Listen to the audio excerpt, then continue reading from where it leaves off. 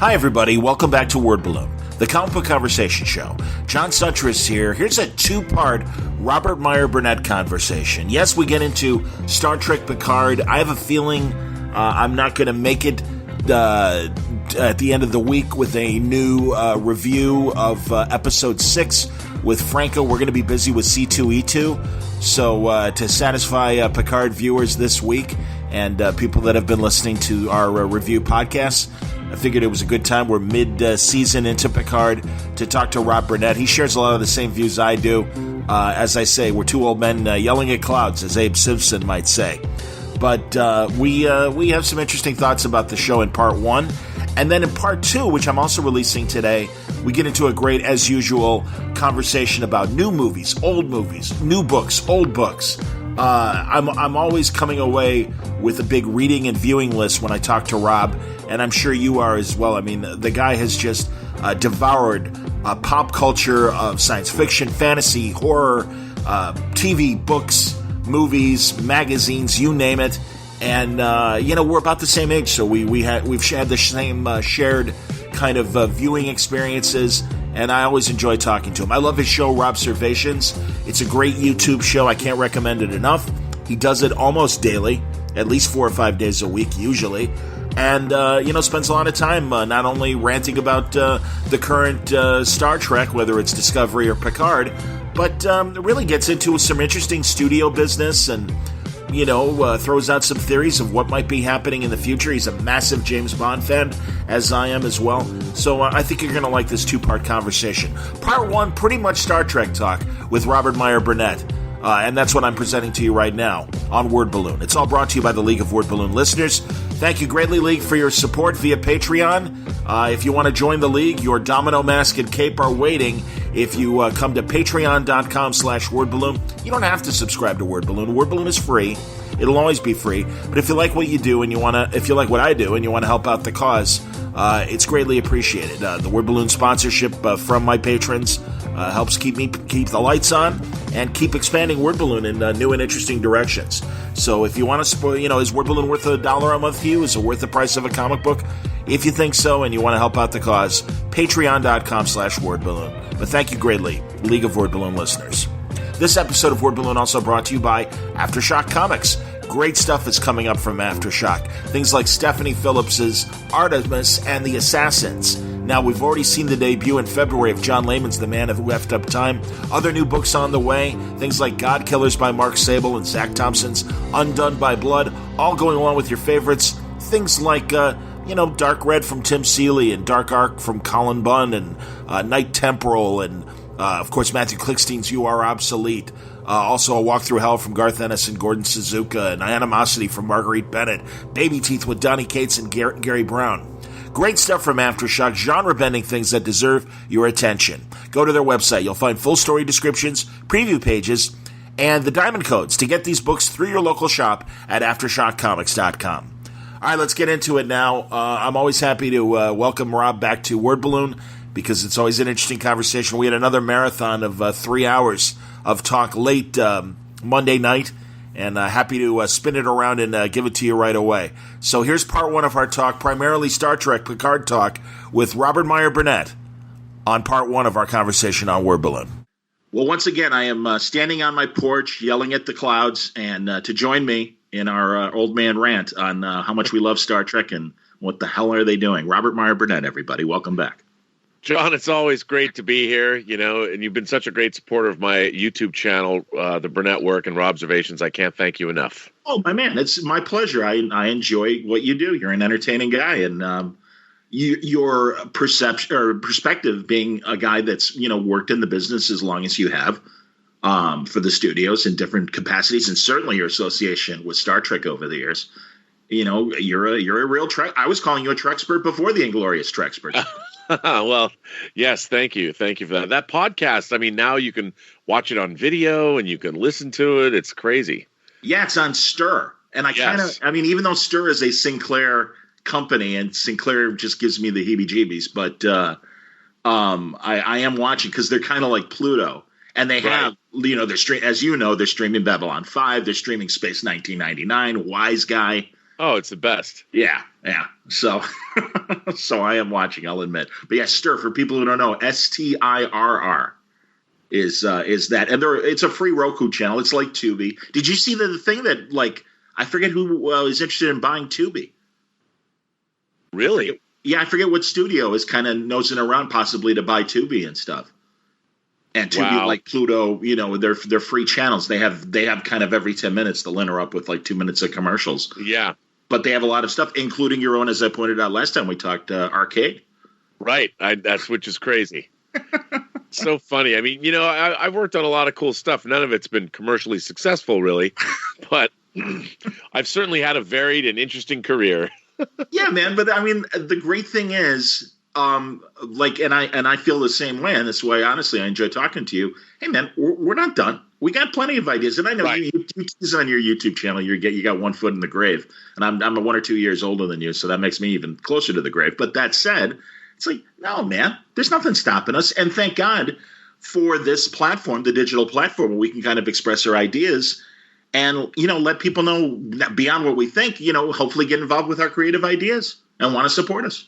Well, yeah, I look at it. I look at Clint Eastwood. Had Richard Jewell come out this year. Yes, he's going to be the end of last year. He's going to be 90 in May. Yeah. So I look at that and I think, well, I'm not. I still feel great. Like I don't plan on going anywhere anytime soon. I've got a movie obviously that I'm working on for years. I got other movies I'm working on. I've got all kinds of stuff I'm doing, and then this YouTube thing. It's so strange because. I next month, April marks my 5-year anniversary being on YouTube. Wow. It's John, the late great John Schnepp got me on YouTube with John Campea back in April of 2015 when I was on Collider Heroes about, we had our show about comics and movies and comic book related movies and TV shows and things like that. And watching it grow, it's been fun. And I never thought, I guess I poo-pooed YouTube like a lot of other people do, but there's a whole different world out there. And whether you're listening to Joe Rogan or whether you're listening to Dave Rubin or any of these long-form talk shows or people from the intellectual dark web, it's been really, it's very interesting to this whole ecosystem. And there are people that watch YouTube now the way others watch network television. 100%. And it's totally a different world. And I feel like, wow, if nothing else, I could move to any town in America that has a lesser cost of living than LA. And if I stay away from New York and San Francisco and Seattle, I'll be okay. I mean, I could, move to Bend, Oregon, some beautiful town in the middle of Central Oregon, and I could broadcast and make it a pretty decent living I hear you, man. on YouTube. And I've met I have a lot of new friends, and my channel has a worldwide reach. It's still a small channel, but it's still, it's pretty incredible to have this new world that, didn't really exist a decade ago. I hear you, man. And no, you've been doing it for, about 14 months now. I mean, you started, I remember, in December of 18 and on your own. And I'm glad that, and I know Schnepp, believed in you, obviously. And Campea believed in you, too. Campea's doing great, obviously. That's cool. Yeah, and for the uninitiated, real fast, Schnepp made that Superman Lives documentary that was so great. Yeah, he made The Death of Superman Lives. What happened? He was obsessed with Tim Burton's unmade Superman movie that Nicolas Cage was going to star in, and it was pretty far down the line in terms of pre-production, and then it didn't happen. And he was able to interview everyone from Nicolas. He didn't get to interview Nicolas Cage, but he interviewed Tim Burton and everybody else that was involved. And it's a really fascinating story about how a major Hollywood motion picture doesn't get made. Totally. And that amazing conceptual art that was already done. Oh, yeah. I mean, and unfortunately, before John passed away, what really bothered him is he thought you could always rely on the fan community for support. And obviously, he jumped through hoops to get that movie financed. And he did have investors, and he was hoping that when it came out, that the community would support him. And that turned out not to be the case. I mean, a lot of people did buy the Blu-ray, and a lot of people did buy a digital download, but the movie was pirated millions of times. Yeah. And it was interesting to me because it made him really sad that he worked on this. It was a passion project, and that he couldn't even rely on his own community of people to support him by buying his work. And I kind of feel the same way. I mean, it's unfortunate. It's so hard, especially in the low budget arena. I mean, you and I, we grew up in a time when there was so many really interesting low budget genre films being made, and Sure. And everything from, I mean, Halloween was a $300,000 movie. Don Coscarelli's Phantasm took like 5 years to make. And these movies would get huge releases and make their money back, and everybody got rich. And now we don't live in that world. It's so hard for anybody to start a career and support themselves. So when you see creators that you like, whether it's on YouTube or whether it's emerging filmmakers, it's so important to support those people, because it gets to the point where you have to ask yourself, I mean, even being on YouTube is more steady in terms of income than any of the work that I've done in film or television or anything like that, because our wages have come down so much. Yep. And I'm suffering the same thing in broadcasting, believe me. Yeah. And and now there's so much content, but nobody wants to pay for it anymore. And yet they still want it, and there's more content than ever before. Yeah, but again, luckily with your supporters and my supporters as well, and you've got the Post Geek Singularity, I've got the League of Word Balloon Listeners, as I like to say. Yeah, and I whenever you come on, I like to plug your channel, and you're very kind about that. Thank you. I think it's important. I mean, it's important that creators are supported, because everyone, Collider sort of collapsed this year, and a lot of people that I work with suddenly flooded out into the same space that I inhabit, and they've all started their own channels, and there's only so much support that can go around. Sure. So, no, I understand, but again, just stick to it, and thankfully there are people that appreciate it. And, we're not asking for the moon. So if, I always say, it's like, hey, can you spare $1 a month? Can you spare the price of a comic book a month? Right, exactly. That low and stuff. It's like, I'm not asking for the moon. And if I do have some patrons that are incredibly generous with their support, and I appreciate that. But it's like, yeah, man, hey, I know everyone's struggling. I know it's a gig economy and everyone's kind of doing what they can. But if you're enjoying it, just, tip me it. Yeah, that's all. And like I know you do that with your super chats and your direct tips at your website and everything. So, and again, the good news is you provide good entertainment. And I try to do the same thing with my conversations. And that's why we're here today to, like I said, yell at the sky and, just kind of shake our heads at Picard, a show that on the one hand, it's great seeing Patrick Stewart back. Obviously, and but it's just they've forgotten what Star Trek is about. And I said this in our last conversation. The writers of Discovery and Picard, they play at Star Trek, but they really clearly have stepped so far away from what Roddenberry originally set up. Yeah, a friend of mine, Darren Doctorman, who's another Inglorious Trekspert, said he said, it's almost as if when we were younger and we were going to school, the cool kids poo-pooed us because we liked comic books and Star Wars and Star Trek. And now that the whole world has embraced those things, the cool kids are trying to take it for themselves. Unfortunately, now that they're able to get a hold of it, they don't know what to do with it, and they don't know what made it cool in the first place. And we keep having to watch I mean, both Star Wars and Star Trek, in my mind, have really been stumbling. I mean, ever since I call it the ongoing, as far as Star Trek is concerned, it's been 11 years of the ongoing hostage crisis. I hear what you're saying. Star Trek has been, taken over by people that don't want Star Trek to be what it is. They're trying to change it into something that they deem that's cool. And Star Trek, it never needed to, mirror other things. I didn't mean to interrupt you, but yeah, it's like or rip off ideas from other things. And so please continue. Well, no, I look at it and I think to myself, first of all, one of the great things about Star Trek, at least in my own life, is that when I started watching it for whatever reason when I was 5 years old. Yep. It's something that even now, as a middle-aged man, and I've been watching Star Trek now for 45 years, Star Trek has continued to mean something to me as I've gone through my life.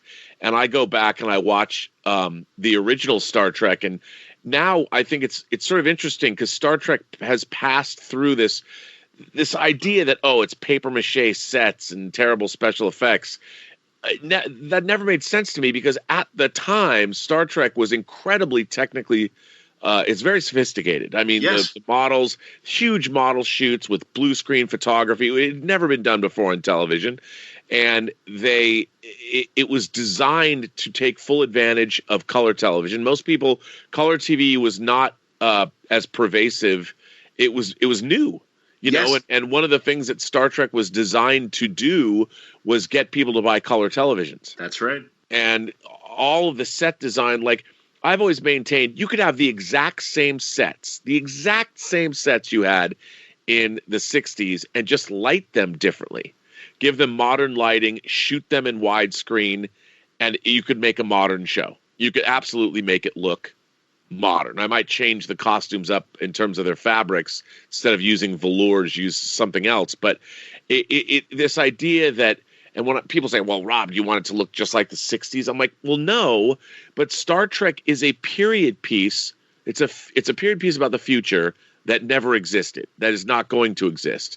So what's so fun about Star Trek is we now, if you watch the Star Trek before Bad Robot took over in 2007, the Star Trek that existed from 1966 to 2005, there's hundreds of years of history of this fictitious future that you can watch, you know, and you can experience. And that was what was fun about it. Like, you could watch this develop, and the creators tried to maintain sort of a fealty to Roddenberry's original vision, and it worked. And what's really interesting now is that everybody wants to be so relevant, so they've turned Star Trek into something that used to be fairly timeless. And they're trying to make it something that's so ripped out of the headlines that when it airs, it's immediately dated. And what's going on? What's going on now? I'm watching this show, and I'm like, this show is already old when it airs, because the concerns are, you know, we're talking about Brexit. Well, Brexit happened. Yeah. You know, and it's happening, and it's like, okay, what Star Trek Picard should be about is not Brexit. It should be about what's the result of Brexit going to be in 50 or 100 years. Extrapolate out where we'll wind up because of those policies. What is the Trump presidency going to look like in the rearview mirror by 50 years? Where's America going to go? And I find the storylines, everything in modern Star Trek is a riff on something we've already seen. You can pick out all the different influences that they're just borrowing, and they're shamelessly borrowing from them, and they don't resonate today. Right. And it's incredibly frustrating. And I watch this, and I'm like, who thought this was a good idea? You know, and when you look at some of the I was talking about this today, but you look at shows like Breaking Bad and its prequel, now a show that's going to run parallel. Sorry, my dog. That's okay, man. I love the dogs. I love the dogs. Don't sweat it. Well, you have Breaking Bad and Better Call Saul, and there is some excellent television. Yeah. There is some relevant television. There are some showrunners that really, Vince Gilligan and his crew, they really know what they're doing. And these shows are incredibly smart and incredibly sophisticated. And I even watch like the Harlan Coben series is on Netflix. Like they're in the Harlan Coben business. He's a thriller writer. And they did Safe, and then they did I think it was The Stranger, and they're like 8 or 10 episode storylines based on his books. And these things are so tightly scripted. And I wonder, when I watch Star Trek, I'm like, how are we getting this? Yeah. Like, how are we? First of all, kids can't watch it anymore. The level of the 5 episodes of Picard have had just incredible. Someone's been murdered in every episode. And I'm a gorehound, but the violence, I mean, the last episode literally begins with someone's eyeball ripped out of their skull. Yeah, Icheb. Poor Icheb. Yeah, Icheb's, who was a recurring character on Voyager. Loved Icheb. And a great character, and they just straight up tore him apart, and literally 7 of 9 mercy killed him in the first 5 minutes of the episode. Yeah. Oh no, where I'm doing a review of every episode every week here on Word Balloon, so I do understand, and I agree with you. And yeah, that was heartbreaking and graphic, ridiculously graphic. And what was the point? I mean, I look at that and I think to myself, why? Why is this happening?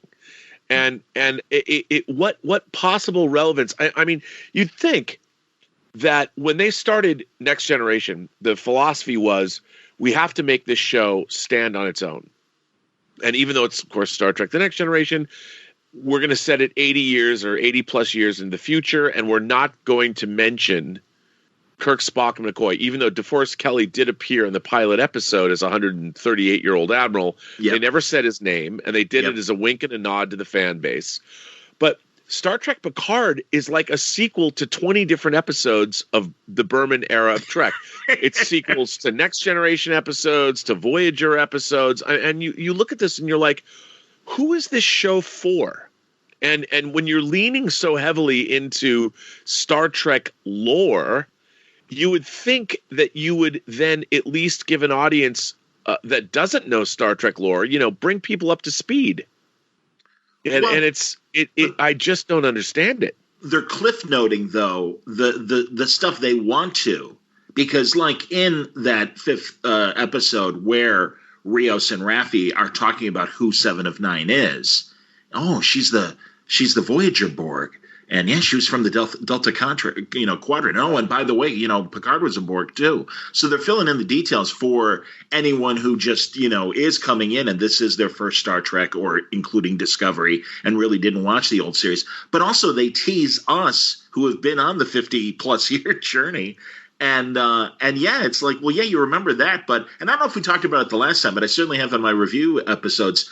And I know you well know this, the conceit that the Romulans never got into cybernetics. That is one of the on a science fiction show, that is one of the dumbest things I've ever heard. Yes. I mean, for a space, well, we only use it for crunching numbers. Like, what?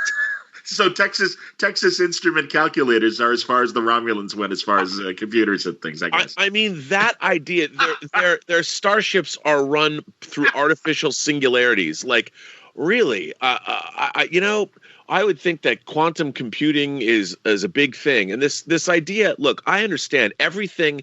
They're trying to make everything in this show an allegory for what's happening right now. Yeah. Whether it's immigration, the whole thing about the Romulan homeworld being destroyed, right? And so they're now the alien trash of the galaxy somehow. Right. I mean, this is ridiculous. Yes. The Romulan Star Empire.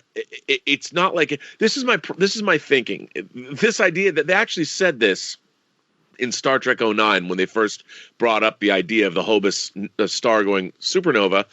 They said a supernova threatens the whole galaxy. Like, what? Are you kidding me? I mean, threatens the whole galaxy. It shows such a fundamental, inane grasp of what the galaxy is. First of all, and second of all, a star empire is huge. It's huge, and they've got planets scattered all over the place. Right. And it's like, okay, so a supernova happens. Yeah.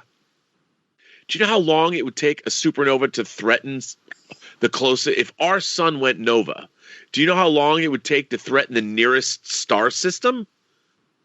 Thousands of years. Right. And so there's if at all. Yeah. So all of these stupid scientific concepts there, or pseudoscience or whatever they call it, that they're throwing our way is so insulting. And then the question you have to ask yourself is, okay, this show is all predicated. The Romulans are all over this. The Romulans have a Borg cube. Where that came from, we don't know.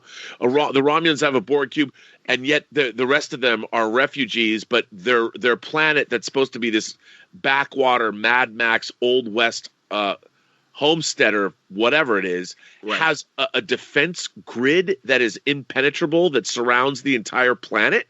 Well, now on third viewing, because I made these same points. People are like, well, they bought that secondhand. I don't know what discount defense grid company they bought it from, but yeah, okay. Who bought it?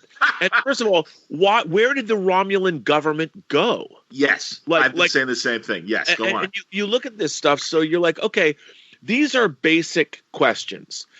Like, for instance, if you're watching Breaking Bad and someone's going to set up a meth business where they're going to cook meth, one of the really interesting parts about that show is they really had to get into the nitty-gritty to show you can't just set up a meth lab anywhere. You can't just go into your backyard and start cooking meth. I mean, there's a whole myriad, a spectrum of issues that come into play when you're cooking meth in a populated environment. And you've got to figure out how to do that. And then, of course, how do you distribute meth? Right. So, the show would deal with all of that. It was part of the plot. So with this, every episode, they keep adding to these things that all they do is make astute viewers go, well, wait a minute. If A, B, and C are true, then that means D, E, and F are true. Are you going to deal with those? And they never do. No. And that's what Star Trek has been plagued by over the last 11 years. Yeah, and they don't. And as somebody, the people that watch Star Trek, anybody, there is no such thing as a casual viewer of a science fiction TV show, no matter what it is. Yes. There are no casual viewers. They're into it. Yeah, man. They're into it.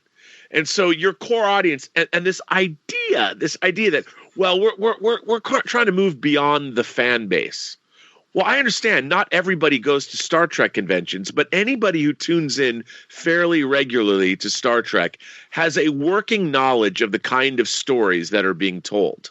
Mm-hmm. And they expect more from these shows. The reason why it's endured for 50 years is they built literally a galaxy of politics and races, and these people do this, and you've made the point as well. I'll play devil's advocate for a second because I compare the way they've let the supernova happen and Romulus to Praxis and the Klingon moon exploding, where they created the fuel, and this is the basis for Star Trek 6.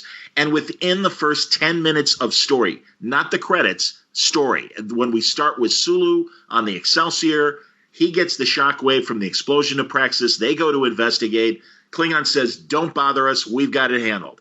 We cut to the Federation or Starfleet, and they're having this giant meeting, and they say, ladies and gentlemen, the Klingon Empire has 50 years to live because of this incident. Here's our special envoy who would explain more. Here comes Spock. 3 minutes of speech. Then after that, hey, the Enterprise has volunteered to be the envoy to the Klingons to make peace and let them join the Federation. And then Kirk is like, what the fuck are you doing? Right. And you get a better explanation. So within the first 10 minutes of story, you know the political status quo of this event and how it affects the galaxy. Like you said, we've been waiting for 5 episodes to find out exactly who knows about the existence of this Romulan Borg cube. And we weren't told until literally the last couple minutes of episode 5. And as you've pointed out on your own YouTube show and other YouTube show, where are the Klingons on this? We know the Klingons have a history with the Romulans. Why? What is their reaction to their great adversary, who they've at times been allies with, as you said? They've shared technology. We don't know. And this stuff happens in a vacuum of this story. And it's like, sorry, we're Star Trek fans. We know these other aliens exist. They clearly would have at least an opinion. Why didn't we get a full Starfleet or Federation thing of, as opposed to just going to Ann Magnuson, Admiral F.U., and saying, I need a ship, it would have been nice to see him really be in front of a panel of Starfleet people or Federation people. And look, I need this. Well, I'm sorry, you can't, because not only do we object, but the Andorians object, and the Orions object, and the Ferengi object, or whatever, for whatever reasons.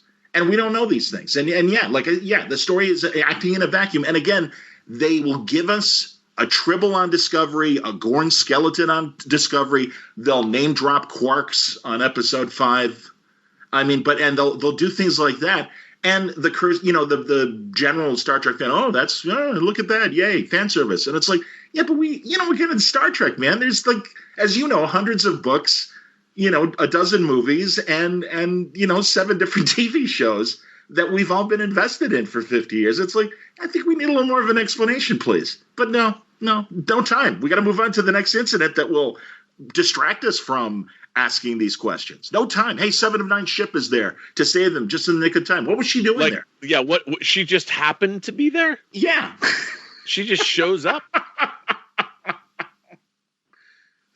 I mean, and it's so funny. You got Ann Magnuson, who's one of my favorite character actresses. Oh, God, yeah, man, going back to the 80s, man. She's excellent. She's in The Hunger.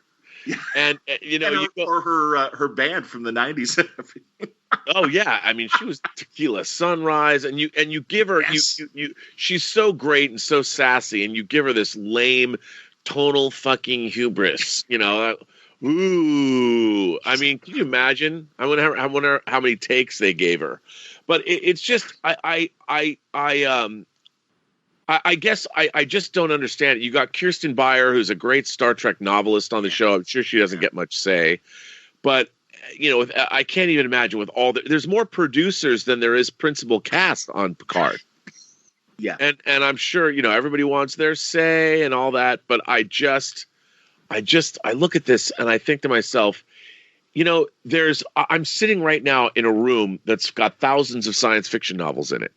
If any of the writers, I'd give 5 science fiction novels to all the writing staff and go, just read these. There's enough in here that you'll figure out how to write a better show.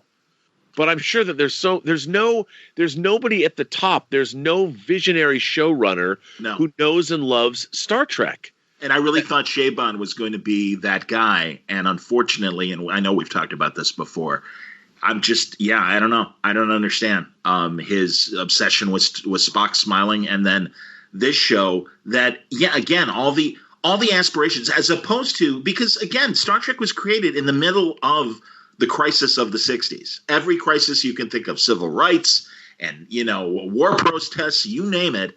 And it was, guess what? It's going to get better in the future. That was the message of Star Trek. This current Star Trek, the message is, no, it's not going to get better. And you're kind of you're a fool, as Seven says about Picard, basically at the end of that episode, and says, well, there's one guy left who still thinks there's hope, and he's an idiot, but I guess let him dream what he wants. I'm paraphrasing, but essentially that was the message I got. Oh yeah. Well, what's so funny is that it's like what I was talking about today. There's a great article that I was reading where you've got a show where Jean-Luc Picard has basically been sitting on his chateau on his ass for 14 years, and he's allowed the Federation to go to shit after he resigned. Like, come on, dude. You're Jean-Luc Picard. You're not going to sit down and allow the Federation, everything you fought for your entire career, to go to shit. And you wait until some girl shows up that may or may not be Data's daughter, which is absurd. And you're going to go, you don't even know what you're doing. Someone kills her. She blows up right in front of you. Some Romulan hit squad. Why not call Worf and go, I don't trust anyone here, man. I trust you. I need your crack Klingon elite troops to come get me, and we're going to find out what is up. Yeah.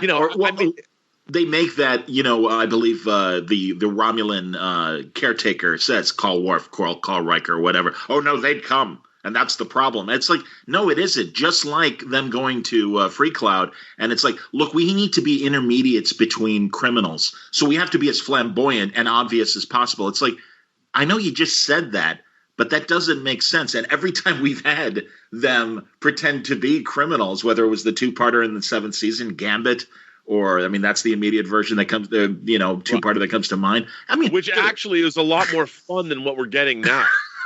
Yes, unless you're a bad Charles Boyer, imitation fan, and I said this online, and I'm like, he should get a Razzie for Patrick Stewart should get a Razzie for that incredibly embarrassing French.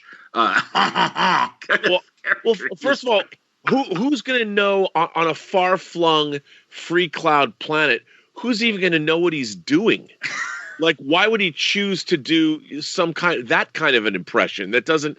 It's so. Why wouldn't he just go up and go, I resigned from Starfleet after they disgraced me. Screw them. Sure. They've turned the galaxy into this. He could just play himself like any other spy thriller, where he says he's turned and here I am. I'm going to sell you 7 of 9. That would be far more believable than this whole mustache twirling. It's not a piece of the action all of a sudden. It was the episode that you have the most murder, and then it's like, well, let's go play Fizbin with Bella Oxmix all of a sudden. And you've got some implied lesbian relationship between 7 of 9 and our hot crime boss. And what exactly are they doing? Again, here I have questions. So they're capturing Borg, former Borg, to dissect them, vivisect them, and get their Borg technology out and sell it on the black market. Well, that doesn't make any sense at all, considering they've been reclaiming drones and they probably know all about Borg technology. Who would want to buy Borg technology? I want to know why people want to use Borg technology. What's it for? I hope we get that explanation. I don't know if we will. And also, by the way, real fast, I mean, didn't Voyager come back from the Delta Quadrant with that knowledge? With all of that knowledge, they've got all kinds of crazy knowledge with the Borg. And wouldn't the Borg still be a threat to the entire galaxy? So wouldn't the Federation, in a benevolent move, be like, hey, everybody, I know you're our adversaries, but this much as we learned with the Dominion War, this could affect all of us. This is what we know about the Borg. Watch out for this shit in the future. And again, that was 20 years prior to the events of Star Trek. I mean, the Defiant was built to fight the Borg. So that's right. Technological research about the Borg is something that's been going on for a quarter century. Since Wolf 359. Yeah, and all this. And it's like, so you have all these questions. So somebody is trafficking, ripping apart ex-Borgs. That makes absolutely no sense. No.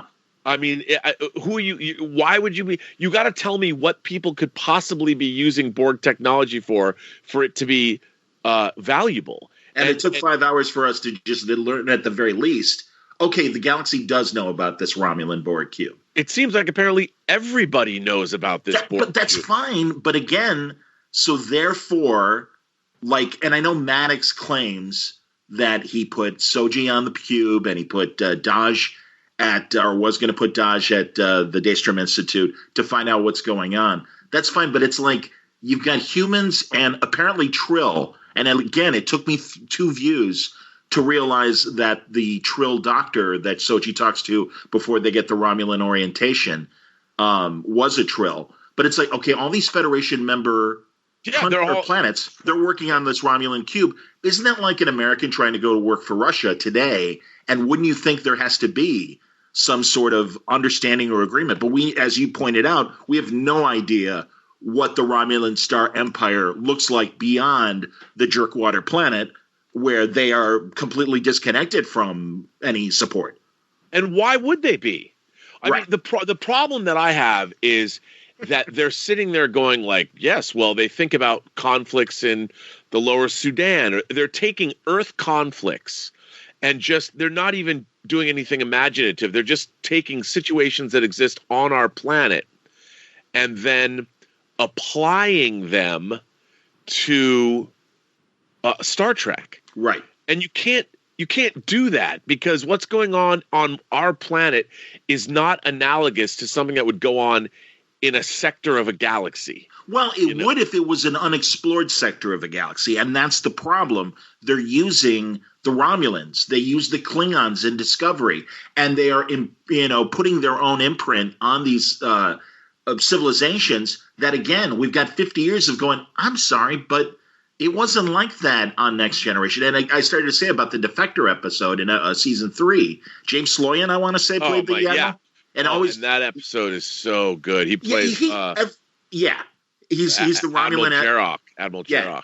And he's bringing the Federation or what he believes to be a Romulan invasion plot. And he's like, look, he's a man of conscience.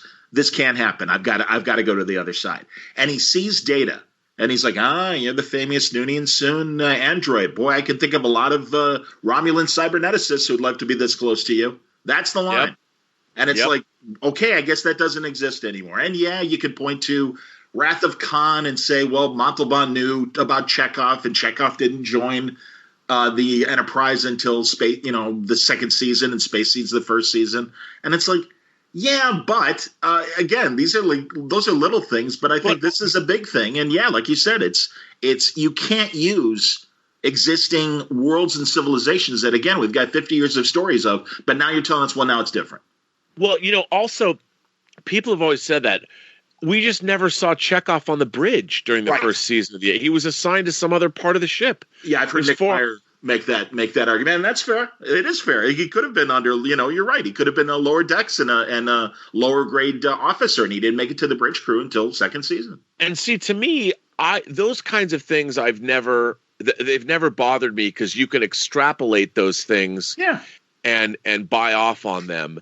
So those are things you don't have to worry about. But when your show is steeped in the geopolitics of the galaxy, you have to define where we're at with all of these people, because if you don't, it doesn't work. Well, verisimilitude, as you like to always point out, where's the verisimilitude? Where is the reality of this? Cuban Missile Crisis was about the United States and Cuba, but all of our allies were aware that if Kennedy had to go to the Organization of American States to get the approval of, hey, this affects the entire region. So even though it's between us and Cuba, it's affecting you too. And of course the Soviets, but you knew that he had to go to de Gaulle. I love, and I'm sure you know it, the Missiles of October, oh my God, TV teleplay and stuff. And there's that great scene of John Dehner as Dean Acheson going to talk to General de Gaulle in charge of France and everything. And like, hey, we got to do this. So we need to know that it's okay with you. And we don't get those scenes. What we do get is, of course, and I know you've again shook your fist at the sky about this, Raffi's soap opera about her son and that she's a deadbeat mom and she's out vaping. Hilarious. I mean, not only that, she's a black woman or half black. She's a black woman that lives in a trailer, is addicted to drugs, is jobless, and is a deadbeat mother. Yeah, that's woke. How is that? I mean, I watched that and I'm like, how much further contrast that with Benjamin Sisko, a widowed father of a young son who has an incredible relationship with him, and they never once make any, they don't allude to the fact that they're even black. They just are. The only time they do is in that great Vic Fontaine episode. Far Beyond the Stars. Well, oh yeah, you're right. That too. I was thinking of Bada Bing. Right. Yeah. With the Vegas caper, and Sisko's like, "Hey, I'm not going to play. That's 1960s Las Vegas. You know how racist that town was back then? Screw that. I'm not going to play." Yeah. And that was cool. That was great. It's like, yeah, man, you forget sometimes. Like, oh shit, he's right. But you're right, and it is truly. And I know you've talked about it a lot on your show. The Benjamin Sisko Jake Sisko relationship is amazing, and thank God was recognized as that by the Afro-American press, and saying this is a great portrayal of a single father caring for his son. And it was The Visitor. I cry every time I see The Visitor. Oh, it's great. Yeah. And I just don't understand. You look at this stuff and there's so much great writing on TV. And right. I think part of it is you've got a collection of all of these disparate people. You've got Michael Chabon, who's Star Trek. He's got daddy issues and all that. He wrote that article about it. And I'm a huge Michael Chabon fan. I mean, I like I have 4 of his novels right up here and his nonfiction essays. But he's written some of the worst Star Trek we've ever seen. And I just, it's baffling. And then you've got Akiva Goldsman, who probably carries his Oscar for screenwriting around with him. And whenever he wants his way, he just pulls it out and slams it on the desk to make like everyone. And then you've got poor Kirsten Beyer, who's a total lifelong Star Trek fan, who's written Star Trek novels that probably works against her in those rooms. Yeah. I mean, she's like, well, I've written Star Trek novels, and Michael Chabon's like, yeah, but I've won a Pulitzer, I've won a Hugo, and I've won a Nebula. And it's like, what do you say to that? So I don't feel that there's any cohesion. I feel every time I watch these episodes, I feel like I'm looking at 10 people have contributed to this, and they're all contributing different things, and none of it works together. I don't know what Jean-Luc Picard, I don't know what he wants. I don't know what he's all about, other than the obvious, other than I've been sitting here for a long time and my life's become meaningless. I mean, it's the most basic and cliche thing ever. And this idea that he has look, Data was his shipmate, but he was not intimate friends with Data. Data, I've heard you say that. I've heard others as well. Like on which I love. I don't agree with everything they think, but Midnight's Edge is always entertaining too. I would contend that while it's not Geordi and Data's relationship as far as between Picard and Data, you would have those scenes where they were together and they would be acting, either from Christmas Carol or some Shakespearean play or whatever. So he clearly he did like Data, and certainly post series in the movies, their relationship was stronger. I mean, when Data went native in Insurrection, he goes after Data and stuff. So I do believe that there's a real friendship there. No, I do too, but they make it seem like he's his brother or something. Yeah. And, Data did sacrifice himself saving the crew of the Enterprise G in Nemesis. And I look at all this, and that's fine, but it's this idea that, yes, we've cloned his positron, using a positron, his whole brain. Like, come on, you can't clone a machine. You can clone Data. I mean, actual data, not like Data the android. But even that, it's like, where do they come up with these cockamamie anti-science ideas?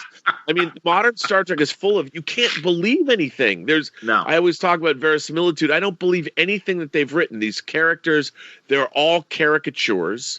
They're all ciphers. And they're all like, how many people are they? I don't even understand why Picard had to go back and get this. He hasn't been back to this planet in 14 years, but he feels the need to go pick up this little kid who's now a warrior when he has 2 Romulan intelligence officers that can kick ass overseeing him in his house. Like, why doesn't he take them? If it's an intelligence problem, yes. Why aren't the Tal Shiar, who have given him so much information already, how come they're not being used for this? Makes no sense. It makes no sense. I'm like, you're what? And if you're on a clock, they just seem to be meandering around the galaxy. They don't even have any they don't have any problem just going, well, we'll go here, yeah, we'll go there. Yeah. No, it's crazy. It is crazy. And also, you pointed out today, and I made the point as well after seeing the Jerkwater planet, where are replicators? And I mean, you really spelled it out where you're like, replicators are like 3D printers of the future, that you can literally make anything out of matter. Anything. Right. And matter and energy, and nobody should be without food. Right. And that was another thing. Even the idea that the whole idea of Chateau Picard is it's a throwback to another time. Robert, his brother, which I was saying today, you can replicate wine. You could just pour a sample of wine into whatever analysis, whatever tricorder, whatever analyzes food, and you could just replicate the actual whatever it is. But Robert and Chateau Picard, he was an old-fashioned guy, which is why he still wanted to make wine the old-fashioned way. That's why he had the chateau, and sure. Picard didn't belong there. That was the whole point of family, is that this is not my home. I need to go where my destiny is, and that's in command of a starship. Not on the ocean floor with Lewis. No, right. Exactly. And it's that episode. Oh yeah. And you look at it and you're like, did they get the wrong? It's almost they watch, the writing staff watch like the 10 or 20 best Picard episodes as given to you by whatever list Screen Crush. Google. Yes, Screen Crush is 10 best blah blah blah, and of course you have to watch Family, and so did you not get the gist of Family? No, because again, they only understand the surface of Star Trek. There's a Tribble. There's a Gorn skeleton. There's a Tribble right next to a plate of fortune cookies, and yet there's not 1,000 Tribbles because of it. And man, like you said, that Shaban Tribble episode, it was a big fuck you. Oh my God! And not only that, it was a fuck you to human beings. Yeah. And another thing, the underlying this idea that everybody yells at Picard. It's not just the women; it's everybody. Like Captain Picard is like, does anybody respect him? I think Rios does. I think Rios likes him, obviously. Well, yeah, because he's the Starfleet officer. But even him, they've also done things like you have a whole ship now that can be crewed by holograms. So why do you need anybody else? As a matter of fact, why isn't Picard sending holograms off to do his bidding for him? I mean, it's such a weird thing. It doesn't make any sense. And again, I don't know if I was talking to you about this before, but so they don't like synthetic life. Right? Is a hologram synthetic life? Like okay, now if you're a synth, you still have a positronic brain. You're still a machine, and a hologram needs a ship's computer or something to generate it. Right. But what's the difference? They're both ambulatory. They both have artificial brains. It's just different forms of synths. And I don't understand. Why do synths have to be anthropomorphized? Why do they have to look like human beings? Right. And do you only hate synths that look like human beings? Wouldn't you manufacture, I mean, in this world, even today now, we have drones, we're going to have we'll have self-driving cars and trucks. Yeah. And at the Utopia Planitia shipyards, I'm sure most of the ships would be manufactured by all different kinds of synthetic life. Why do they have to look like humans? Agreed. Also, Scotty in Star Trek 3 managed to come up with an automation system for the Enterprise. I was about to say A, but I know that's wrong. The original Enterprise. Well, you think that's 100 years earlier. Right, 100 years earlier, and we've seen in the Next Generation episode Relics, Scotty was able to save himself in a transporter buffer. I love that. So he didn't have, he didn't have enough food to survive, but he was in there for decades, like 70 years. 80 years. He was in there for all that time and saved his life. So why wouldn't they apply that technology? So if you want to transport a population like on Romulus en masse, why wouldn't you just get large-scale transporters and beam a population and hold that population in stasis somewhere until you can relocate them and reconstitute them on a planet? And these are questions. This is Star Trek. This would be an interesting use of Treknology. And you're using, but it's no. We literally have to make it look like an old West town. Why would it look like an old West town? Why wouldn't you be able to use drones and use robotics and build vast cities for yourself in days?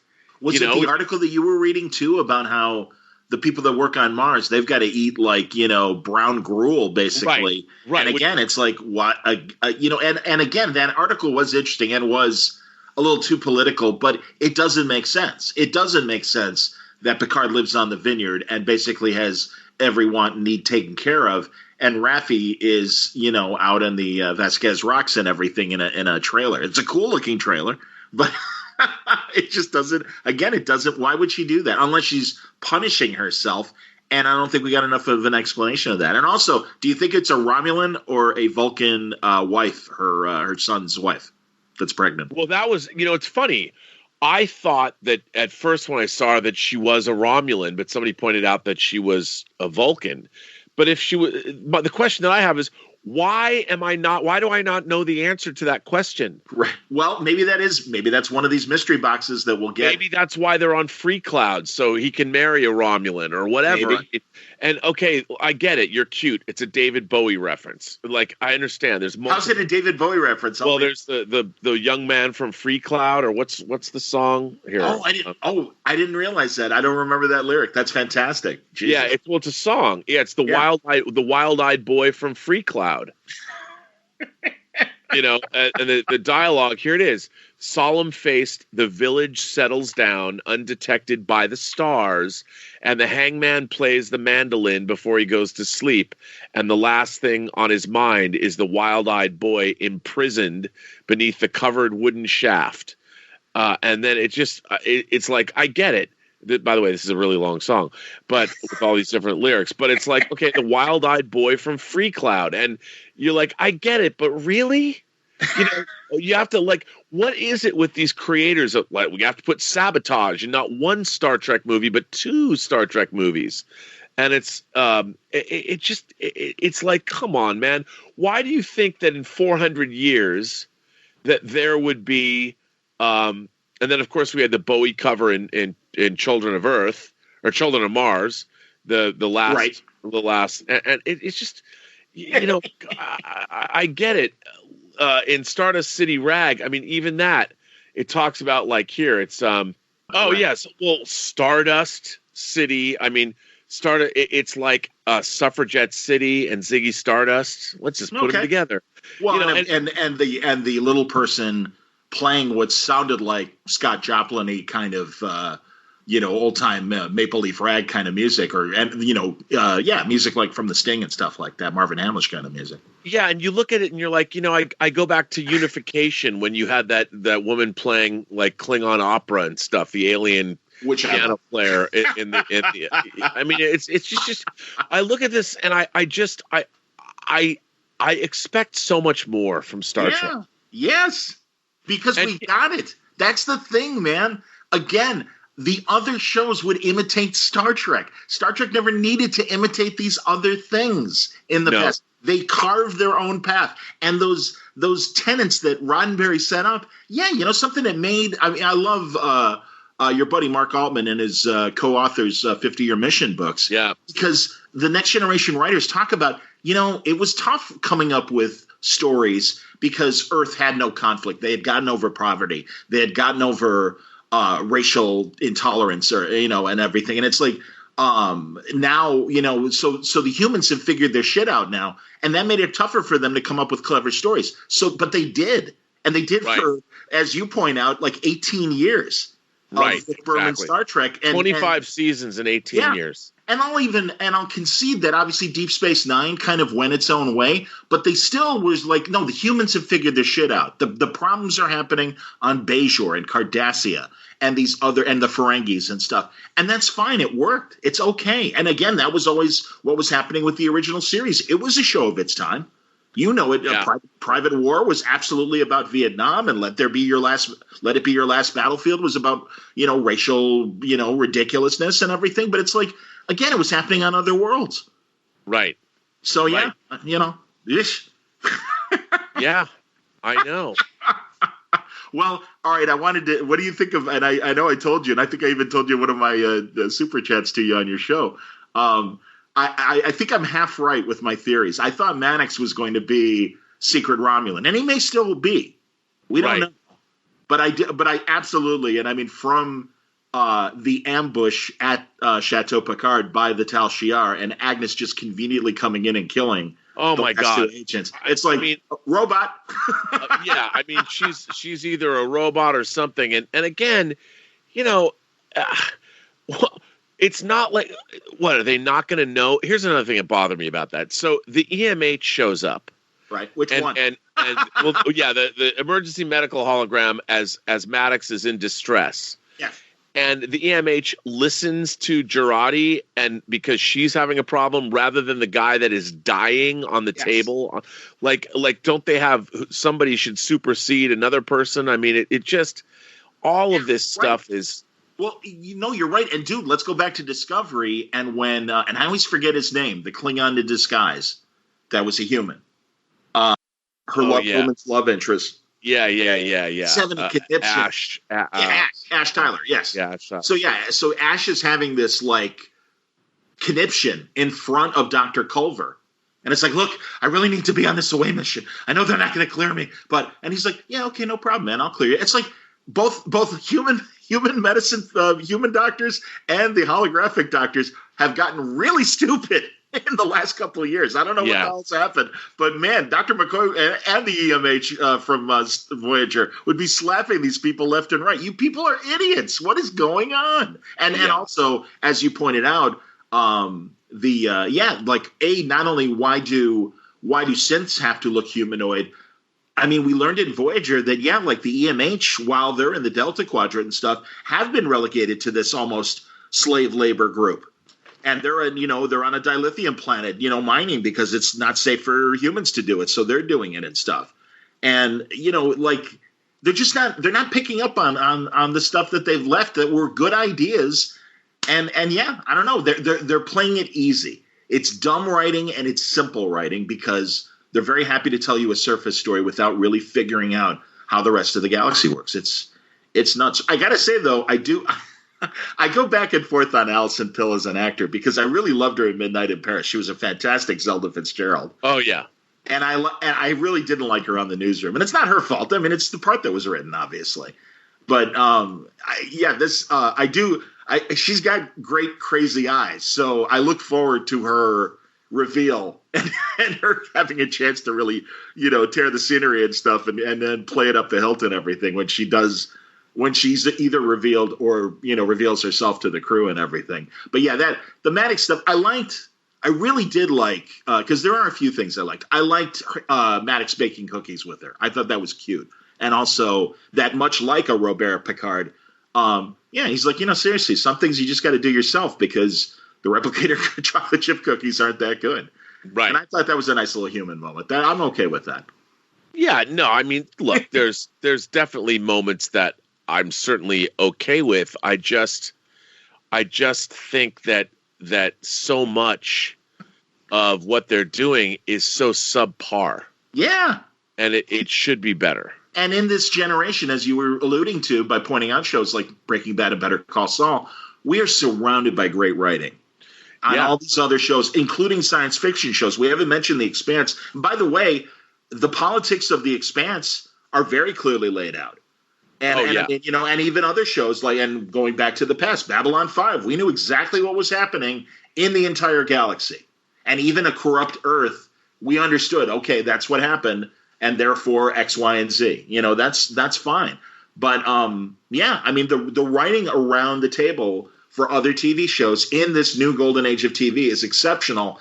And Star Trek's the runt of the litter. And we get all the castaways. I don't know, man. We get all the knuckleheads writing this stuff. And I feel bad because, as you know, and we can't name names because I'm sure they're under NDAs and stuff like that. I'm hopeful that some of our friends that might be involved in future shows, I hope those shows work out because I look forward to a midnight quiet conversation to hear, like, was it okay? Were you having fun? Whatever. I hope so. I certainly hope so. Well, yeah. I mean, as you know, we do have friends that are working on some of these upcoming shows, but I wonder, like, here's what I don't get. Where is the audience? I mean, I see a lot of. This is all very divisive amongst the fan base. Yes. I can't imagine. Like tonight, I was noticing that the Roddenberry, John Champion, his podcast, his Star Trek Picard podcast, that Reka Sharma, who's on, Battlestar Galactica, and she she was on Trekspert. Yeah, I know. He has a live podcast. He's a great guy. There was 10 people listening to it tonight. His live weekly, it's put on by Roddenberry. He's been doing it for years. I'm like, where's your audience? Wow. And if people aren't going and watching, I mean, they can watch it when it's not live, but are there people? Really? Are there? Well, I mean, they did give away the first episode of Picard on YouTube for free, right? I haven't checked the count lately. While we're talking, I'm going to check the count on my phone and see where they're at as far as views. I'd be curious. Yeah. I mean, I look at this stuff and I'm like, this is not a water cooler show. Absolutely not. No. I mean, it should be. It absolutely should be. Sure. This should absolutely be a water cooler show. And the fact that it's not is incredibly disappointing. Yeah. Again, absolutely. Although, it's interesting, and I know you've chimed in on my Facebook feedback when I just kind of throw those up there, and I do it so that we can have something else to talk about when we review the episodes. The fans of the show are absolutely vocal as far as to me and say why they like it, and I just think it's fun. And it's like, okay, and that's cool. Again, and I know you've said it a million times on your YouTube show, and we both mean it. Hey, if you're digging this, great. Okay. Oh yeah, absolutely. I would never presume to if somebody likes something, I would never presume to try and take that away from somebody. Yeah. And if they like it, I mean, as I've always said, it's good to like things. I wouldn't ever want to tell somebody that they couldn't like something. And by the way, you shouldn't. If you like something, nobody should be able to tell you shouldn't like it either. Like what you like. Yeah. And are you watching the Ready Room Will Wheaton show? I try. It's a bit rough, to be honest. It's the positive propaganda, and that's fine. Hey man, it's their Talking Dead or whatever. That's fine, whatever. I'm always curious because at least even though it's all, framed in a positive sense, I want to hear what Alex Kurtzman is thinking and why they're making the choices that they're making.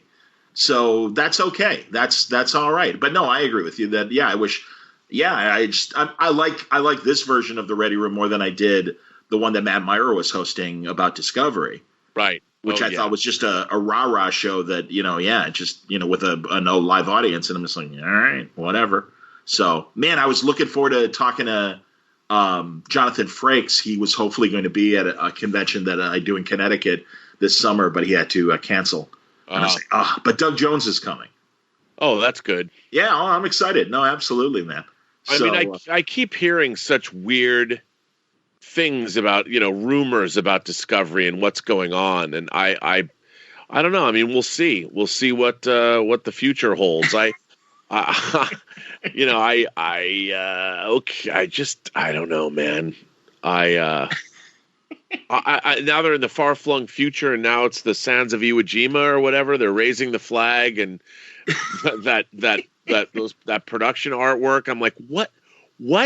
Like this ship is going to show up from the past. You're 1,000 years in the future, and what are you gonna hope to achieve? Well, I can't deny that it reminds me of what did disappoint me about Enterprise in terms of the only time we really saw the Enterprise really like where the rest of the galaxy is in their face and going, hey, guess what? It's a big world out there. You may not have all the answers, but instead we got that classic, these humans, maybe they have more to offer than we realize. And I know that's essentially the message of the Gorn episode, and I'm blanking on the name, but of course you'll have it. Arena. Thank you. And I mean, that's okay. But yeah, I agree with you. I think it does seem like, yes, this ship from 1,000 years in the past is suddenly going to set the next millennium straight. No, this is the way that you got to do it, guys. And we're the vanguard. Yeah, and we've also seen that the Discovery 1,000 years in the future is drifting around in that nebula, which we saw in a short take where the guy finds it and has a romance with the AI that runs the Discovery. Calypso. That one. Calypso, yeah. And it's just okay. I mean, what I would love it if like at one point there's some pandemic and everybody dies and the ship's left all by its lonesome waiting for people to come back. Like, where is everybody? I don't know. Well, that's because apparently that guy, I believe, is going to be part of the cast in season 3. Oh, well, of course he is. So so so obviously that happened after the events of that Calypso short trek, and yet the ship is on its own. The crew isn't there, and I'm assuming that because of the ship's encounter with Control, the bullshit AI villain, the dumbest thing ever, and an insult to wasn't it David Mack that wrote the Section 31 Control novel? Yeah, Control. Not. I mean, it's like, come on, guys. Yeah, yeesh. But yeah, so. I mean, maybe we'll have an intelligent Discovery ship as part of that future as well. They better fill in the blanks between those two things. I would hope, but God only knows because again, no time. We have to move on to the next incident that's going to shock the shit out of you. Right. And stop you asking questions about what you just saw. We got to keep moving. And again, that was the attitude of the JJ movies as well. No time. Move forward. Keep moving. Yeah, it's very not to mention Skywalker, of course. Yes, very frustrating. Absolutely, man. You're killing me. That's why I keep laughing. This is good. We never talked about Star Trek: The Experience, the Vegas thing, and I know you played a big part in putting together all the video montages. Yeah. If I haven't told you, I got to do it a lot in the 90s because I was working for a sports talk radio station, and they would send me to big fights all the time. Oh yeah. And in Vegas, and I would always when I had downtime, I would immediately go to the Hilton. And I never did the Borg version of it with Voyager. You know what? I never did either because when I was working on it, that came later. Mm-hmm. They did that after it had been open a few years. Yep. And I tell you, it was so funny. I'll never forget So for those people who don't know, there was a Star Trek Experience that opened it was open for 10 years at the Las Vegas Hilton. It opened in 98 and was there until 2008. Think of Galaxy's Edge for Star Trek, basically. Yeah, and it was what Disney did for Star Wars. Yeah, it was very immersive and it was really cool. So there was a museum component to it. You walk through and there was like a Star Trek museum, and then there was this. It was like an experience where you go into this room and you actually get beamed up to the Enterprise and you walk through the Enterprise D, and they had actors playing characters. It was really cool. Full scale. I mean, you were on the Enterprise D. It was so neat. And what I loved about it, I'll never forget, like, so you get beamed onto the transporter of the Enterprise. I'm like, how is that going to work? Well, how it worked was you went into this room, and there was this gigantic mechanism, and the lights would flash and it would go dark. And the room that you were in was lifted up with this pulley system, and the walls were taken away, and then this other ceiling slid into place. And when the lights came back on, you were standing on the transporter pad of the Enterprise D. Yep. And you're looking out. It was amazing. And I'll never forget the first time I did it. We were there when we were building it, and the crew was there, and we were testing it out. And what was great was when the mechanism fired and the room gets pulled up, there was a whoosh of air. Mm-hmm. And you didn't know what was happening, but you felt it. I mean, this thing happened to you because you didn't know what it was. So it felt like you actually were beamed somewhere. Absolutely. I mean, it was crazy because you couldn't tell what was – the illusion was amazing. It was perfect. And then they led you through this main corridor, this big corridor where you saw there was glass and you'd see light, the warp field going by. And they took you up to the actual bridge. And the ride itself had two separate full-scale Enterprise D bridges that you walked onto. And you watched a film where on the view screen there was a film with Vaughn Armstrong, who played Admiral Forrest in Enterprise, and then he was a Klingon in the first season of Next Gen. Mm-hmm. But he played, I think it was Karg or Klang or whoever, this Klingon that was talking to Riker, and then you went down to the shuttle bay and you got in a shuttlecraft and flew back in time, and they took you back to Vegas. It was amazing. It was amazing. And my job, when I was hired, I edited, there was all these videos that you watched when you walked through the experience. There were 3 giant ones that played at the entrance on this giant screen. And then as you went through the museum and walked through the exhibits, there were different videos. So I had done themed videos, and then I did specific videos on the Romulans, on the Borg, and on the Klingons. And you would see these videos, and I've been working on them. It was such a great job because the first thing I had to do was, before you can edit on a computer system, you have to input everything. So there I was inputting every day for about 4 months. All I did was watch 10 episodes of Star Trek. So I started with the original series, and then all of Next Generation, then like the first 4 seasons of Deep Space Nine, and then the first 3 seasons of Voyager or something. And it was incredible. Yeah. And then once I had everything, I had to log it. Like I had every planet logged, every character, dialogue clips I wanted to use. And then I cut all of the videos together based on all that material. And I worked on it for like a year and a half. That's great, man. And it was the greatest job ever. I called my mom. I go, Mom, I got this great job. They're paying me all this money and guess you're never going to guess what they're paying me to do. And she's like, what? Well, what, son? I said, they're paying me to watch Star Trek. And she didn't believe me. My mom thought I was absolutely crazy. It's cool that, by the way, I'm glad you showed your videos of your commercials you made for NBC for the XFL. And how funny is that? And 20 years later. Yep, 20 years later, they're back, man. That's insane. That's really funny, too. No, like you said at the beginning of our conversation, you've had some really interesting jobs, and I'd only say, to add what you said about the Star Trek experience, they had a full-fledged bar, a Quark's bar. Oh, yeah. And I can't tell you how many Sundays after covering a pay-per-view boxing match I would spend at the Hilton before my flight back home getting drunk at Quark's bar. And it was like, this is the best. I mean, and it was good. They had the warp core breach. Yes, I drank it. The rum punch. Yes, with the drunk ice. Yeah. So it smoked when they served it to you. Absolutely, man. Oh, yeah. So funny. And I even got, and this was in the early days, I guess, of Photoshop, but you could get yourself Photoshopped into a crew picture. And I can't find my Deep Space Nine crew picture that I put myself in, or I'd post it on Facebook and everything. But yeah. Oh, it was the best. I'm telling you, man. Absolutely. Yeah, absolutely. Absolutely. That was the best. But yeah,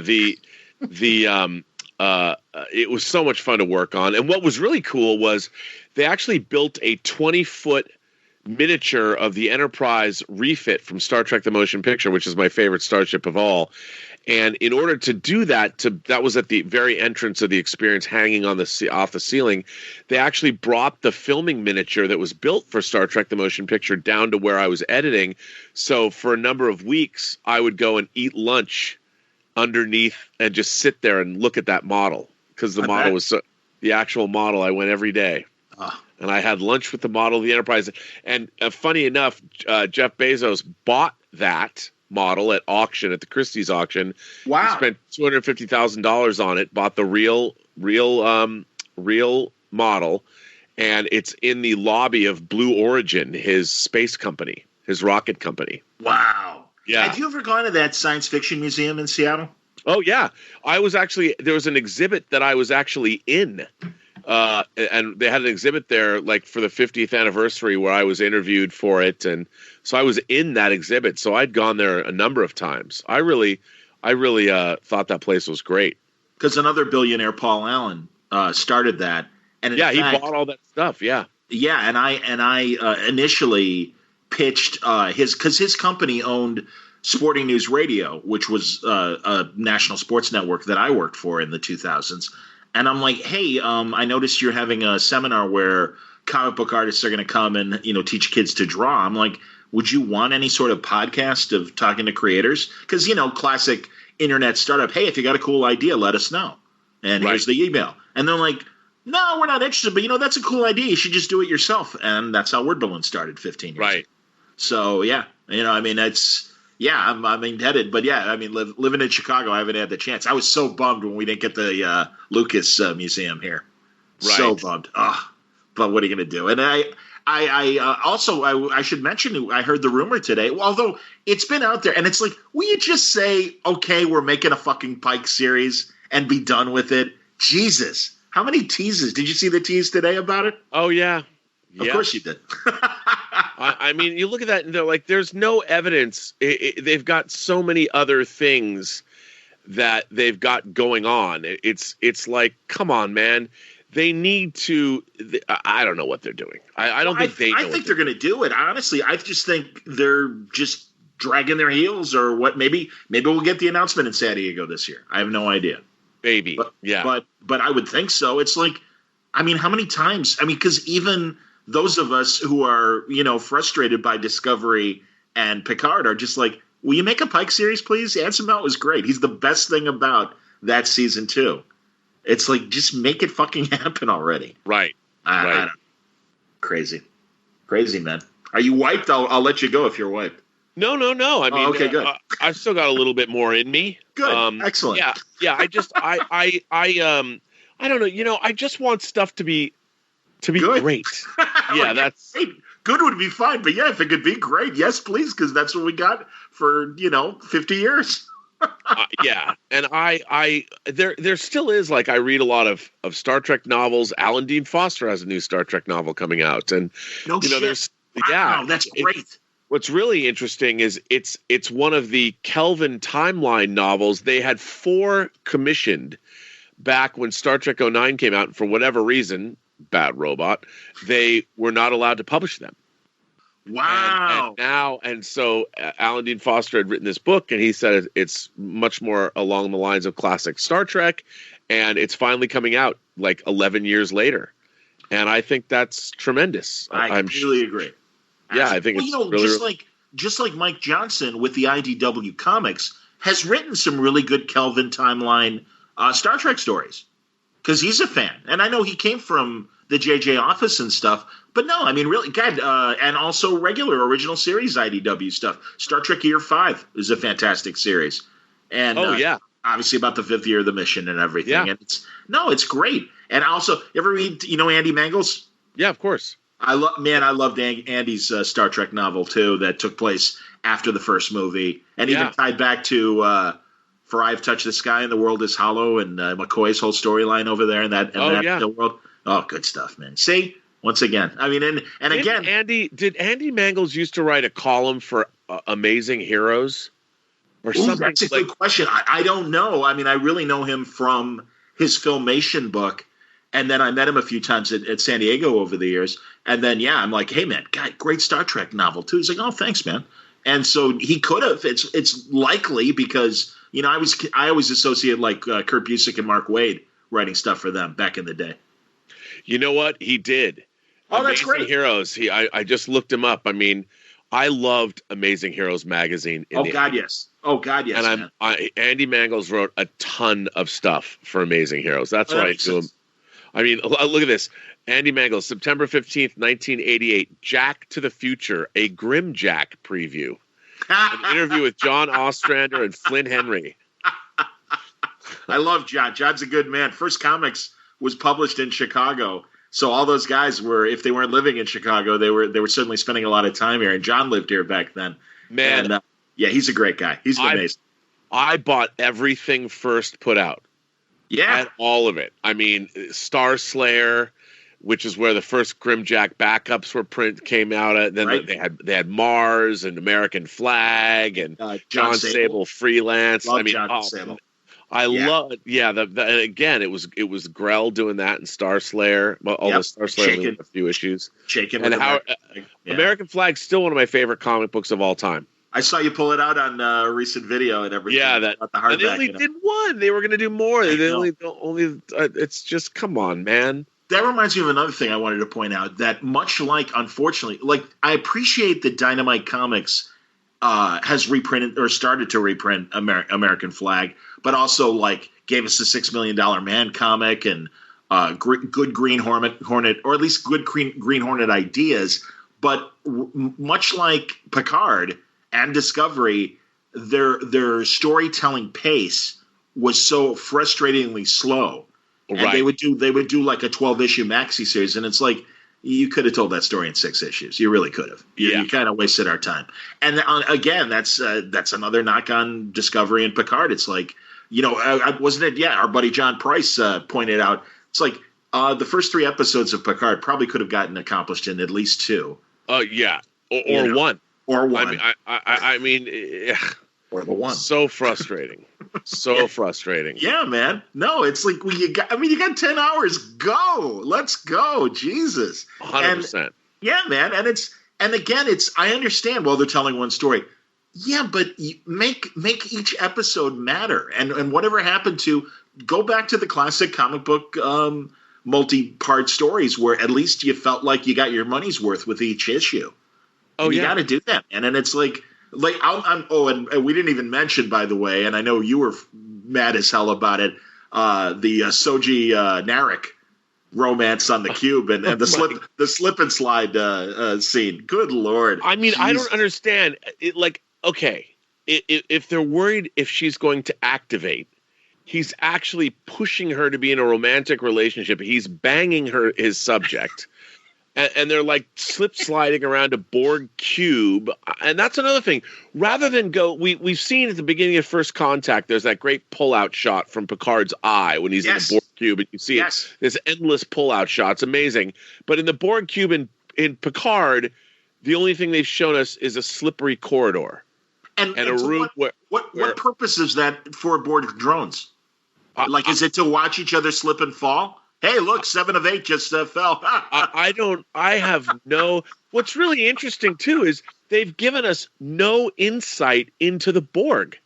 No. They talk about people that are being reclaimed, but what have they learned about the Borg? They have a cube. Well, also, what happens to the reclaimed people? That's confusing. I don't understand, I guess all the crazy people that are with the Vulcan Mystic with the tarot cards, I call her Ramada. I know her name's like Ramandan or whatever the hell her name was. But, I mean, is that who they're reclaiming? Are they reclaiming Romulans? I don't understand. And also, they called them the no ones or the unnamed or whatever. And it's like, well, if they're unnamed, all of a sudden, Soji's speaking Romulan to them. It's like, well, why aren't they referring to them as Romulans? Well, first of all, here's another thing. The people that are assimilated, we saw that Borg assimilation can be reversed. We saw that with Picard himself, right? And and Voyager did all of that. Then you saw Unimatrix Zero, and you saw a lot of other the X-Borg and everything. Yes. The X-Borg. So people that have been assimilated, basically, that was a terminal disease and that's what happened. Their bodies were invaded, and they've had to purge all of this. But they're all basically anyone who was a Borg is an innocent victim. Right. They're victimized. They're people that were essentially raped. Yeah. But their entire bodies were penetrated by Borg technology. And they didn't need orifices. They just went right in through your skin or right in through your neck and assimilated you. So everybody, they're treating these ex-Borg drones like they're I don't know, it's one flew over the cuckoo's nest. And these people have suffered a horrific trauma. And why are they still on this Borg cube? Why don't they take them someplace? Take them onto some planet where they can be outside and see trees and hear running water and maybe watch wildlife or see birds fly in the sunset. Why are they keeping them in that cube? Yeah. It's just like, come on, man. I'm hip. No, I agree. And Hugh, I mean, and it's great. I really like Jonathan Del Arco. And his performance is great. He's like my favorite part of the whole thing. But how did he get there? Yes. And where's he in the hierarchy? Because he's in charge of the reclamation project, but clearly the Romulans are in charge of the cube, and he gets in the face of the one security guy. He's like, "Hey, guess what? This is my show. Get the fuck out of the way. I'm taking her inside." Right. And that's obviously I'm sure the Romulans will turn against him at some point.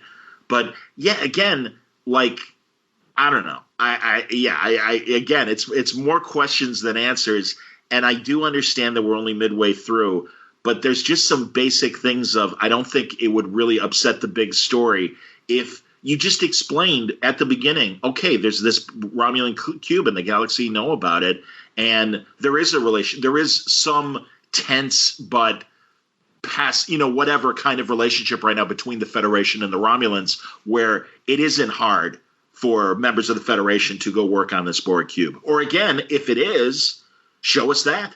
I mean, they didn't keep Maddox alive long enough to tell us that part of the story, Well, also, Jurati kills Maddox. What's she gonna pretend like she didn't?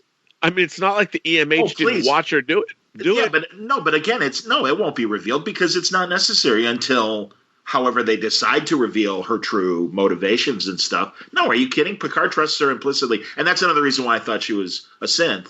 Because it's like, would you like something to drink? Earl Grey? And it's like, yeah, because it's in your programming that Picard needs to like you. So, it's already a subroutine. I do like the subroutine mother. I think that's hilarious. And that's a lot of fun. And especially with Soji all panicky about Daj. And it's like, oh, your sister, she's fine. Yeah, she's going to get a puppy, and I need to get my car fixed. Yeah. Who hasn't had their conversation with their parents? It's like, all right, Mom, I got to go. But it seems like it could have been all this stuff is, again, I want to see the futuristic sci-fi equivalent of all this stuff. Yeah. And it seems like we're watching a direct, I feel like all of this is a direct-to-video sci-fi, low-budget sci-fi movie.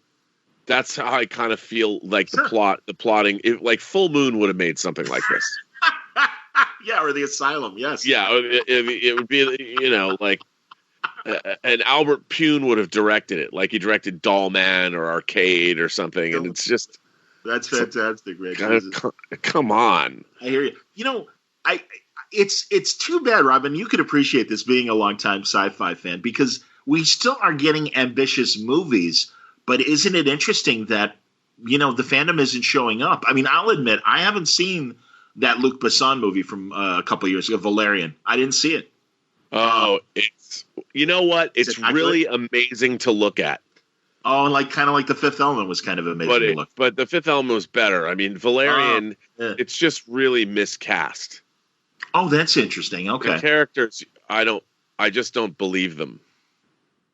Okay. Because, I mean, I and maybe, again, this is part of that bigger picture that we have talked about before, that unless it is something recognizable, the masses won't come and support it.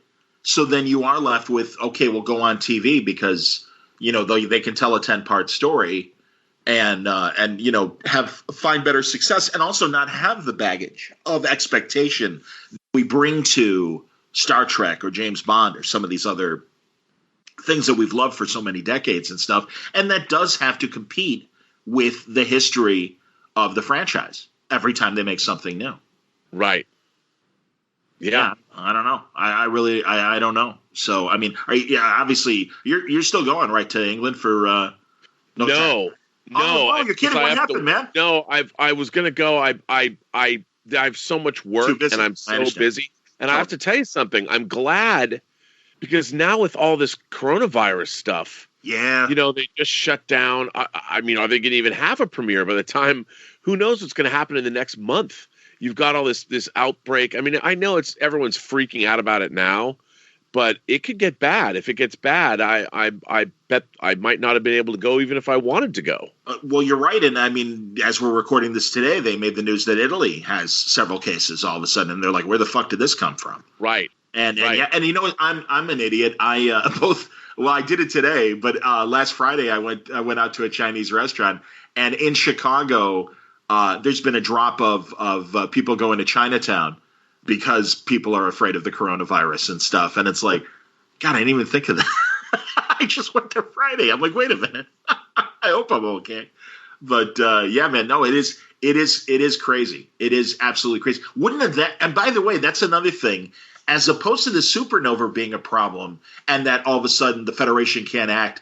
I've told you about this before. There was a great audio fan production called Lost Federation. And it was set like 25 or 50 or maybe even 50 years after the Rick Berman Star Trek stuff. And that there was this galaxy-wide pandemic that, space travel all of a sudden was like obsolete and everything. And also the Federation had splintered into 3 different sects.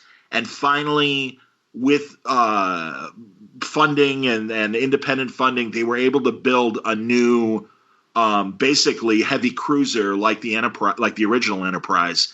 And they were finally, after 25 or 50 years of not exploring deep space, Earth people were going out and trying to find out what's been happening with the rest of the galaxy during this galaxy pandemic. And it's like, that's a good idea. That's a good story. And that explains why, other races couldn't help. And maybe were, dealing with their own shit and everything. So, but again, like you've said before, there's a million great novels that they could have taken stories from, and they haven't. So no, absolutely. And the funny thing is, every time an episode of Star Trek airs, I want to love it. Yep. I go in and I'm like, I hope that this week I want to love this episode. Yeah. I take no pleasure in disliking Star Trek. It's been one of my favorite things my whole life, and I hate not liking it. I feel the same way, man. I do, and truly, it at least is entertaining to talk to. Again, I feel like you and I are in the asylum, and it's like, am I nuts? No, you're not nuts. We're both fucked right now. We're just in an asylum, and nobody else seems to notice and stuff. And that's not true. There's plenty of detractors out there, but I do. I feel the same way, and I also know it may be well into our dotage, and when we truly are one foot in the grave, that maybe 10 years from now, different people will, hopefully sooner, will be in control of Star Trek, and it might get better. And as you know, Chabon is moving on to Cavalier and Clay on Showtime, and Kurtzman, you mentioned Bowie before, is doing A Man Who Fell to Earth, a TV series of some sort. So maybe the next group will, listen to us and try to make it better. And it's Larry Young, our buddy, says the same thing. As much as we're complaining about Picard, it's still 100 times better than Discovery. Yeah, but it's the thing is, Picard should be great. Yes, Picard should be, if they wanted to go darker and they wanted to deal with politics and all that, it could have been really, really, really great. I mean, I wish that they'd read like a Tom Clancy novel and just ripped off the plot and ripped off all the detail that Clancy would have provided. I mean, what's so strange to me is the original Star Trek, when they went and looked at inspiration, they would get inspiration from something like, I don't know, Run Silent, Run Deep for like Balance of Terror. Yep. They would look to other things. And I don't understand why Star Trek, they're not looking at Kurosawa movies, or they're not looking at, like, if you want to rip off a 70s political thriller like The Parallax View, with Warren Beatty that Alan Pakula directed. And that dealt with people being programmed to become hired killers or to be hired killers. And there's so many things that I would look to adapt, like, loosely, but take pay homage to something and loosely adapt things like that. But they don't. Instead, they're giving us, here's a little bit of Firefly, and here's a little bit of this, and here's Babylon 5 and Blade Runner. And there's Rangers. I mean, there's Fenris Rangers, and it's like, come on.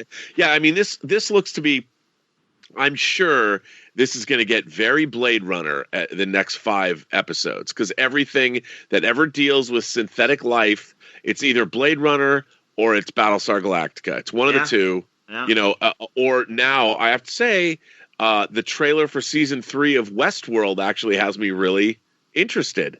Oh, cool. And you've I haven't seen it yet. That's good to hear. It's really cool. And you look at it and you're like, wow, I wish this is a show about synths moving out into the world. Why isn't Star Trek Picard like this? Why can't it be this way? I hear you, man. Or, another good example, like how Winter Soldier took from 3 Days of the Condor. And and clearly, was inspired by that, and that's what I was hearing as it was in production. They're like, "You're gonna love this, man." And I'm like, "Oh, if it's borrowing from that, you got me at a low. That's fantastic." Yeah, I mean, it was great. Winter Soldier was great. No, I agree. Well, be well, and I'm reasonably certain I'll be in San Diego, so I hope to see you there. Absolutely, I'll be there. Cool. All right, be man. well, and I'll check in. Like I said, I'll check in and see where your schedule's like. Post Picard when we know all the mystery box answers. Yeah, I can't wait for this week's episode. Woo! They finally make it to the Borg cube. Like, couldn't you just fly straight there if you took your Romulans with you? Like, these side missions. I'm like, why are you here? What's going on? And again, I'm sure we're going to get to the end of the 10 episodes, and that's why, like Raffi's son, I'm sure it's not going to matter.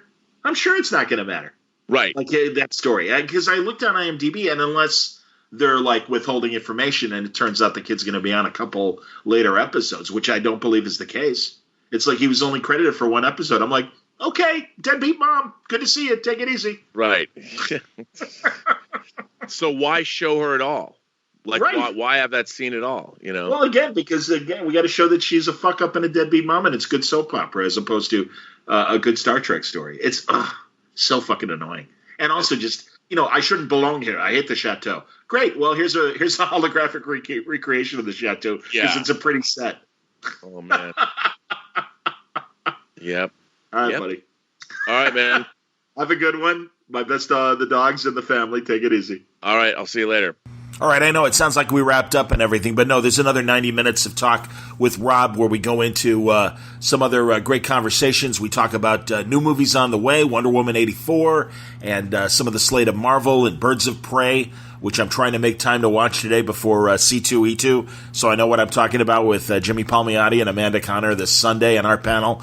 I'm also talking to Sven Gulli on Saturday. I'm so excited to have a new conversation with Rich Coase, the great Sven Gulli, and talk about his show and his history on not only Chicago television, but really national television.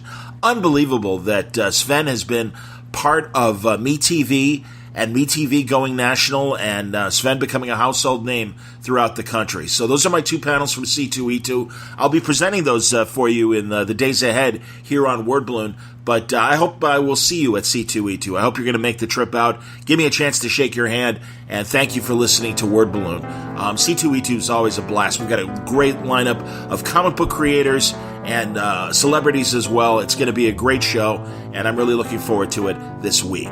But you can check out part 2 almost immediately. If you don't see it yet on your feed, give it about an hour or so, and I'm sure it will pop up. Thanks again for listening to today's Word Balloon, League of Word Balloon listeners, and thank you for your support via Patreon. If you want to help out and subscribe to Word Balloon, like I said, is it worth $1 a month to you? Is it worth the price of a comic book a month to you?